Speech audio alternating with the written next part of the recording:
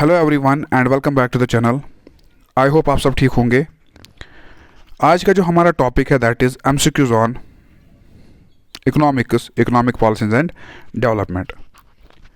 So it is the last unit of this session, that is unit fourth of this session, social sector. Okay, देखिए यहाँ पे मैंने क्या किया, जो मुझे इंपॉर्टेंट क्वेश्चंस लगे हैं उनको मैंने यहाँ पे पिक किया, क्योंकि वीडियो को शुरू करने से पहले मैं आप लोगों से ये कहना चाहता हूँ कि बहुत जो बंदे होते हैं यहाँ पे, बहुत जो हेटर्स होते हैं, एक्चुअली मैं कहना चाहता हूँ कि जो हेटर्स होते हैं, जिनको पता ही नहीं होता है कि सब्जेक्ट का, जो हम सब्जेक्ट पढ़ रहे हैं उसका सिलेबस क्या होता है, और बाद में वो हमें ब्लेम करते हैं कि आप लोगों को पढ़ाना नहीं आता है। ठीक है, देखिए यहाँ पे जो टाइम पीरियड है आप लोगों के एग्ज़ाम में, वो 2 दिन रखा गया था। 25 को आप लोगों का एग्ज़ाम था, अब कल एग्ज़ाम है 27 को। आप खुद ही सोचो कि इन 2 दिनों में आप लोगों को कुछ कंप्लीट नहीं हुआ। मुझे वीडियो भी बनाना पड़ता है, उसके बाद उसे एडिट भी करना पड़ता है, ठीक है, उसके बाद उसे अपलोड भी करना पड़ता है। ठीक है, मतलब मैं ये जो कर रहा हूँ मैं खुद ही कर रहा हूँ, मतलब मैं अकेले कर रहा हूँ ये सब कुछ। और बाद में कुछ बंदे आते हैं, वो गालियाँ देते हैं, बोलते हैं कि आपको सिलेबस के बारे में पता ही नहीं है। मैं उस बंदे को ये कहना चाहता हूँ कि पहले सिलेबस देखो, कि आप अपने सब्जेक्ट चेक करो कि आपके सब्जेक्ट क्या है। ठीक है, जो आपके सब्जेक्ट्स है, क्या आपको इकोनॉमिक पॉलिसीज़ है या फिर मनी एंड बैंकिंग है। अगर आपको दोनों सब्जेक्ट में वो आता है, जो मैंने एक वीडियो अपलोड किया था इकोनॉमिक्स पॉलिसी एंड डेवलपमेंट का, तो उस बंदे ने कमेंट की कि आपको सिलेबस ही पता नहीं है। ठीक है, फिर उसने कुछ गालियाँ वाले दी, तो इग्नोर दैट थिंग्स। मैं उस चीज़ को इग्नोर करता हूँ, क्योंकि यहाँ पे जो ज़्यादा सब्सक्राइबर्स है और जो ज़्यादा व्यूवर्स है वो लड़कियाँ है। ठीक है, मैं नहीं चाहता हूँ कि उस बंदे की कमेंट वहाँ पे रहे। उसके बाद मैंने उस कमेंट को डिलीट किया। ठीक है, तो मैं आप लोगों से ये कहना चाहता हूँ कि अगर आप लोगों को पढ़ना ही है, इतना शौक़ है पढ़ने का, तो खुद बोलो कि क्या कहो कि मतलब अगर आपको इतना शौक़ है पढ़ने का, तो हमेशा कमेंट करो कि टॉपिक वाइज पढ़ाओ। ये एमसीक्यूज बाद में समझ नहीं आते हैं। ठीक है, सो इग्नोर दैट थिंग्स। चलो हम अपने टॉपिक पे आते हैं। सो क्वेश्चन नंबर 1 जो है, it is the first step of PH resources development in any organization. ये जो क्वेश्चन है it's not very important, so ignore all this question. ठीक है, तो इस क्वेश्चन का जो करेक्ट आंसर है वो है option number D, that is formulate HR plans. Okay, so next question is that is second step of HR development process in any organization is.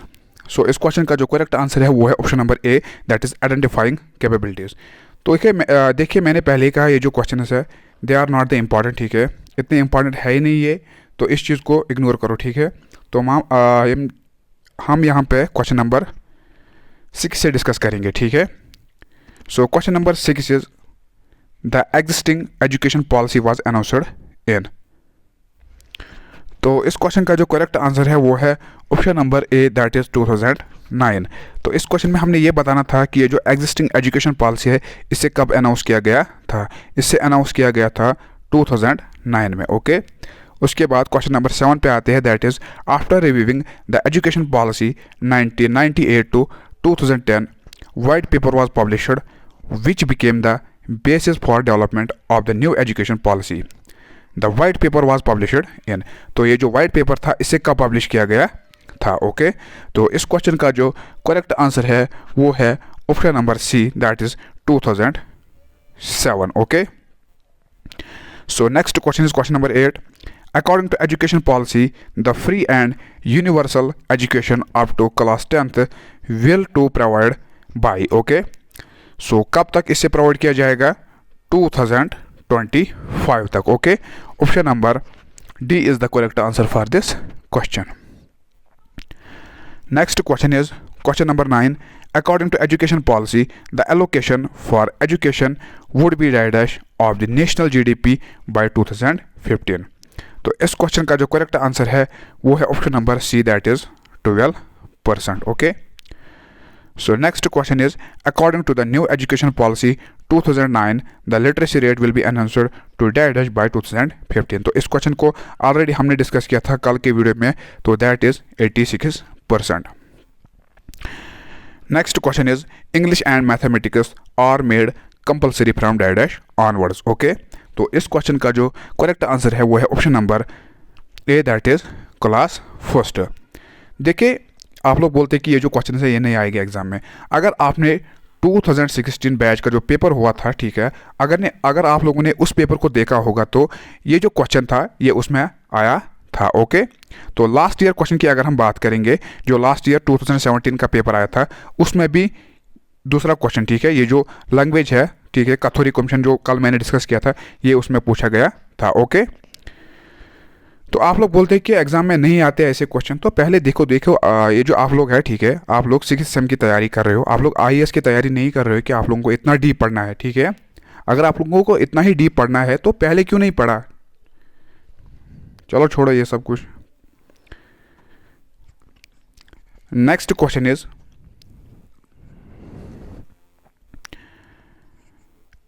English shall be employed as the medium of instruction for science mathematics from. Okay, तो इस question का जो correct answer है वो है option number B, that is class 4th। Okay, option number B is the correct answer for this question. Next question is, for teaching at the secondary and higher secondary level, that shall be the minimum requirement by 2018। okay, तो आप लोगों को पता होना चाहिए कि for teaching at secondary and higher secondary level, अगर आप लोगों को सेकेंडरी लेवल पे या हायर सेकेंडरी लेवल पे पढ़ाना होगा तो there shall be the minimum requirement by 2018, यानी मास्टर्स डिग्री विथ बीएड। ठीक है, अगर आप पढ़ाना चाहते हो कहाँ पे, सेकेंडरी लेवल पे या हायर सेकेंडरी लेवल पे, आप लोगों को मास्टर्स डिग्री और बीएड होना चाहिए। ओके, ये जो एजुकेशन पॉलिसी है इसमें ऐसी रिक्वायरमेंट रखी गई है। Okay, next question is, the policy recommended by Kothari commission vice versa language is. ठीक है, तो इस क्वेश्चन का ऑलरेडी आप लोगों को पता ही होगा कि इस क्वेश्चन का जो करेक्ट आंसर रहेगा वो रहेगा option number C, that is 3 language formula. Okay, तो इसमें जो लैंग्वेज रखी गई थी वो रखी गई थी Hindi, English and the regional language of prospective state. So next question is, which of the following state does not have state open university? तो इस क्वेश्चन में हमने ये बताना है कि दिए गए ऑप्शंस में से वो कौन सी स्टेट है जहाँ पे कोई ओपन यूनिवर्सिटी नहीं है। Okay, so option number A is the correct answer for this question, that is Orissa. Okay, so next question is question number 16, that is RTE was implemented in India with effect from। okay, तो इस question में हमने ये बताना है कि ये जो RTE है, राइट टू एजुकेशन एक्ट, इससे इम्प्लीमेंट किया गया था इंडिया में कब। ठीक है, यानी किस साल में इसे इम्प्लीमेंट किया गया था। ठीक है, सो पहली बार इसे एस्टैब्लिश किया गया था कब, 2009 में। ओके, लेकिन इम्प्लीमेंट यानी अमल में इसे कब लाया गया था वो है 1 मई 2010। ओके, देखिए जो बच्चे होते हैं उनको कन्फ्यूजन रहता है कि जो एस्टैब्लिशमेंट डेट और जो इम्प्लीमेंट डेट होता है वो अलग अलग होता है। ठीक है, एस्टैब्लिशमेंट डेट होता है कि इसे बनाया कब गया था, इम्प्लीमेंट का मतलब होता है अमल में लाना, यानी इसे कब मतलब एनफोर्स किया गया था। ठीक है, सो रिमेंबर दीज थिंग्स, ये जो एस्टैब्लिशमेंट डेट था इसका वो 2009 था। ओके, और जो इम्प्लीमेंट डेट था यहाँ पे इसे कब इम्प्लीमेंट किया गया था, इसे इम्प्लीमेंट किया गया था कब, 1 मई 2010 में। Okay, next question is, the first national policy on education in free India launched in the year of. तो इस क्वेश्चन में हमने ये बताना है कि ये जो first national policy on education है कब, फ्री इंडिया में, यानी जब इंडिया आज़ाद हुआ था। फ्री इंडिया हम जब इंडिया आज़ाद हुआ था उससे कहते हैं। ठीक है, तो launched in the year of, यानी इंडिया में पहली नेशनल पॉलिसी ऑन एजुकेशन कब लॉन्च की गई थी। ठीक है, इसे लॉन्च किया गया था इन द ईयर ऑफ 1968 में। ओके, तो अगर आप देख सकते हो कि इनमें बहुत सारी चीज़ों को इम्प्लीमेंट किया गया था, लेकिन देखिए यहाँ पे क्या होता है, अब मुझे खाली यहाँ पे आंसर बताना है। अगर मैं यहाँ पे इसे डिस्कस करूँगा तो आप लोगों को पता ही होगा कि ये जो नेशनल पॉलिसी ऑन एजुकेशन है 1968 की, तो इट टेक्स ऑलमोस्ट 10 और 12 minutes to cover this topic. Okay, अब मैं यहाँ पे क्वेश्चन को डिस्कस करूँ या टॉपिक को डिस्कस करूँ, क्या करूँ मैं यहाँ पे। ठीक है,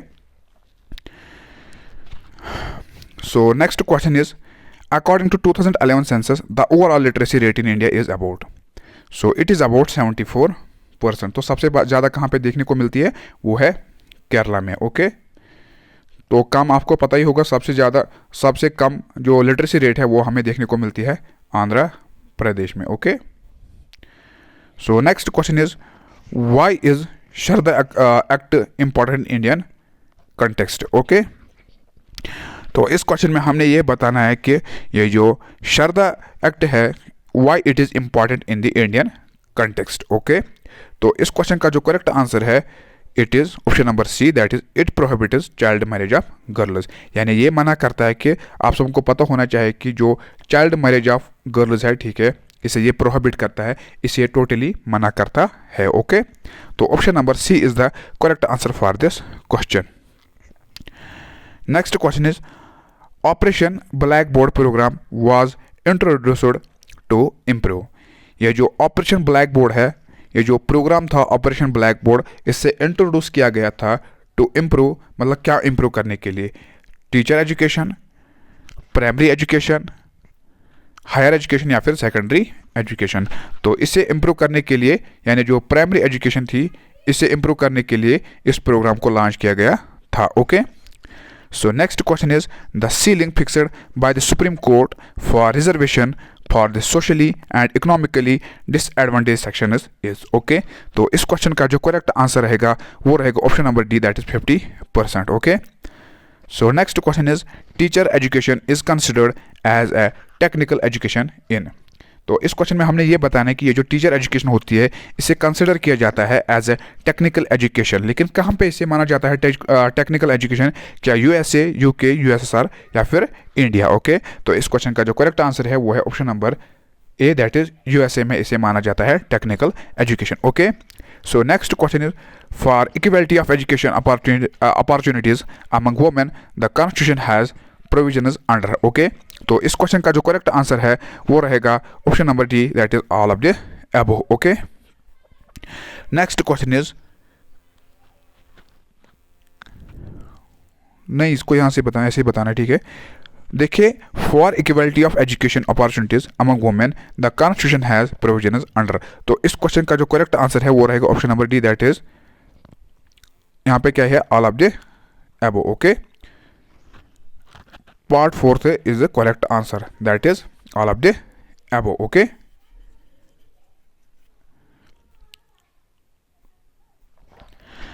so next question is refresher courses for teacher education in secondary level are conducted by।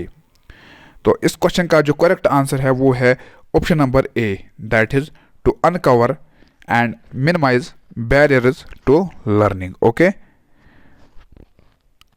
Sorry, या क्वेश्चन नंबर ए 24 यहाँ पे था, सॉरी फॉर दैट।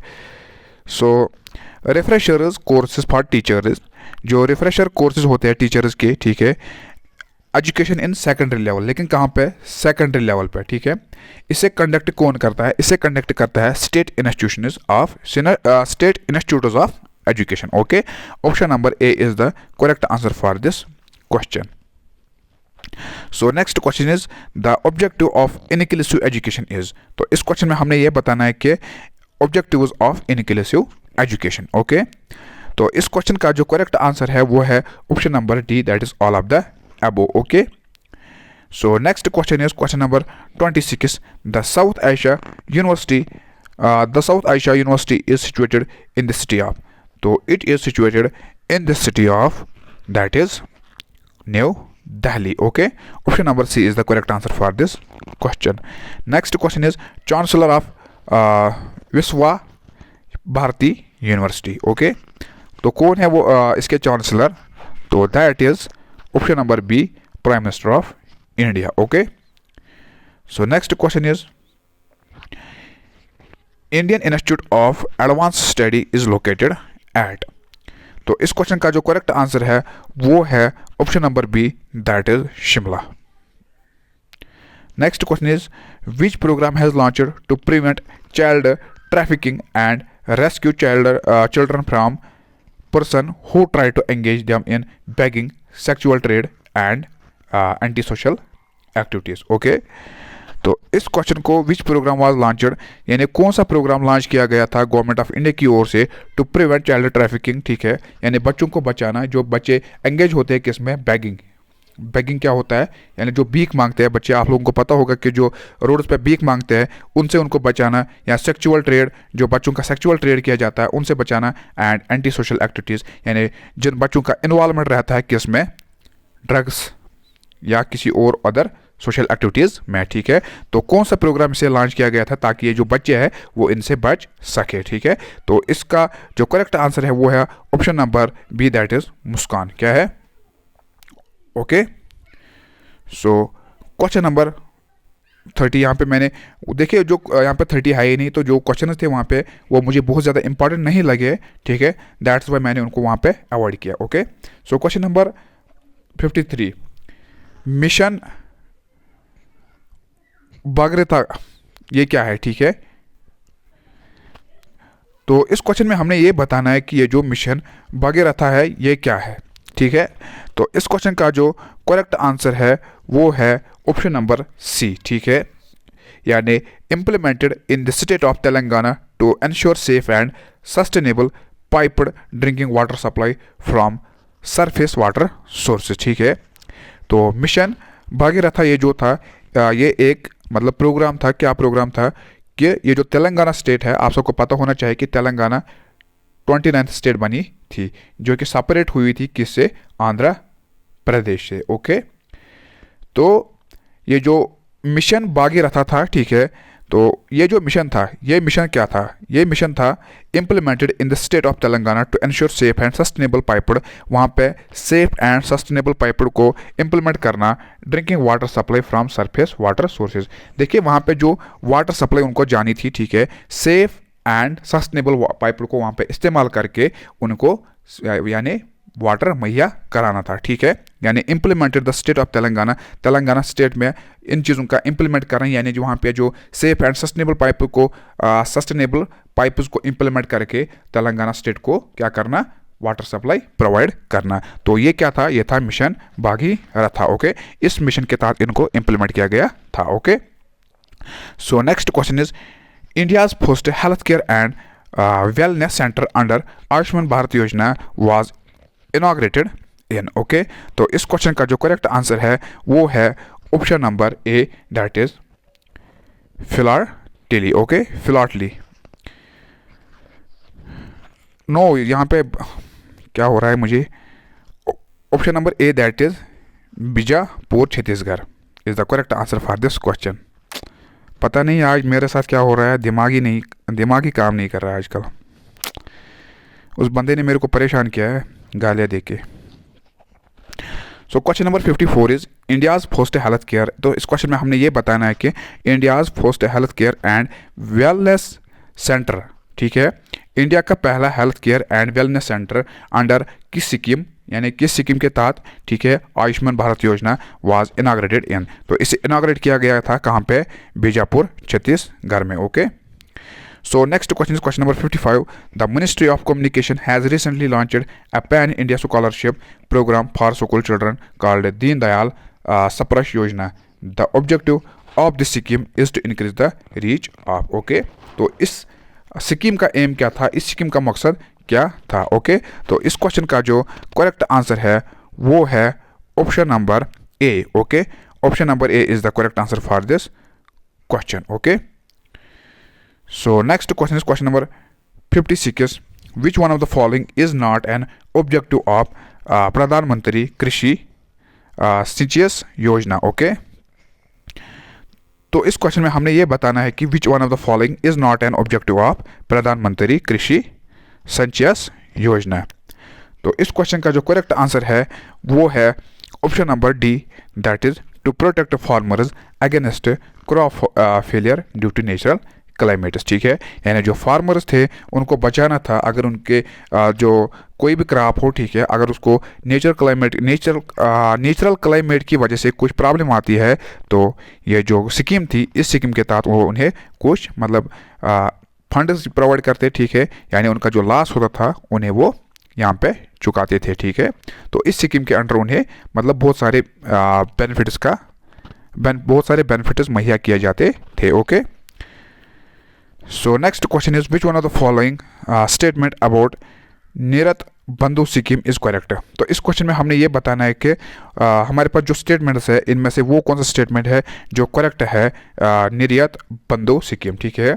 तो इस क्वेश्चन का जो करेक्ट आंसर है वो है option number A, that is it is a scheme for mentoring first generation entrepreneurs, ठीक है।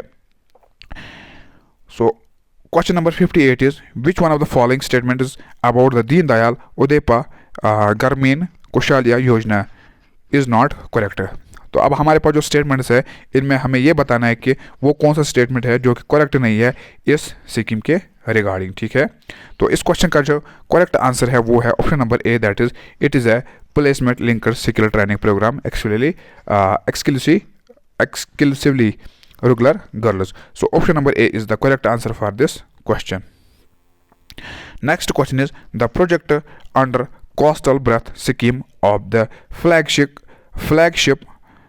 Sagarmala program are distributed over how many states? इस क्वेश्चन का जो करेक्ट आंसर है वो है option number A, that is 55। Question number A, that is 8 states, okay. Totally confuse, ठीक है, आज मैं बहुत ज़्यादा कन्फ्यूज हूँ। Next question is question number 59 the project is under coastal breath scheme of the flagship. Question number 60, sorry for the disturbance, which one of the following is the maximum age of joining national pension system NPS under the NPS private sector, okay. तो इस question का जो correct answer है वो है option number D, that is 65 years, okay. So next question and the last question of this session, that is the scheme Uday come under which of the following government of India ministry, okay. तो इस question का जो correct answer है वो है option number C, that is ministry of power, okay. So that was all about today's topic. Hope you like this video पसंद आया तो वीडियो को लाइक कीजिए और अपने फ्रेंड्स के साथ शेयर कीजिए, and also best luck for your examination. मिलते हैं इंशाल्लाह नेक्स्ट वीडियो में, तब तक के लिए अल्लाह हाफिज़। और अगर आप यूनिवर्सिटी के लिए जाना चाहते हो, यूनिवर्सिटी एंट्रेंस के लिए जाना चाहते हो, ठीक है, तो वहाँ पे आपको खाली MCQs के थ्रू नहीं जाना है, बल्कि आपको टॉपिक्स क्लियर करने हैं, ठीक है। अगर आपको पढ़ना है उसके रिगार्डिंग तो stay connected with my YouTube channel, इंशाल्लाह हम ज़रूर उन टॉपिक्स को कवर करेंगे ताकि आपकी जो सिलेक्शन है वो यूनिवर्सिटी में हो जाए, ओके।